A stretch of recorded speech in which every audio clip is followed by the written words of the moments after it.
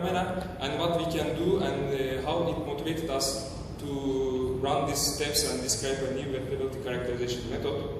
So, in the literature, the wettability is described as the relative preference of a solid surface to be coated by a certain fluid in the system.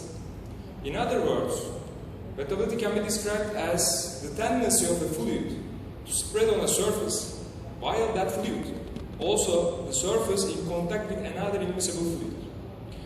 So we can describe two main terms for the definition of wettability.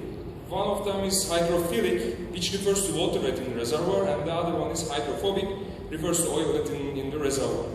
So in the upper figure you can see clearly the hydrophilic surface, which is water wet. Here in L1 is the water and L2 is described as oil. And L1 has a tendency to spread on a surface completely, so it refers to as from the water as down here. In the second one, it's a hydrophobic surface. So you can see clearly that the water formed as droplets on the surface part and in the presence of oil as well. So what we can say, the effect of wettability on reservoir performance can be described in three main topics. So it affects the fluid flow directly, we can say. It affects the location and distribution of the fluids, and it affects oil trapping mechanism as well.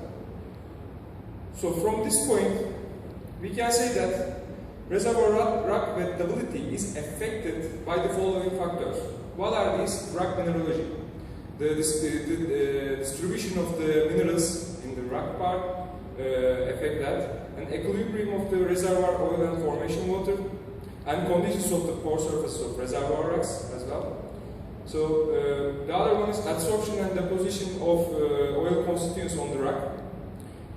This also leads to fractional wettability. So you can see in the same reservoir, some parts has strongly water wet maybe, and other parts from the oil wet can be. Another thing is oil composition and reservoir conditions such as pressure, temperature.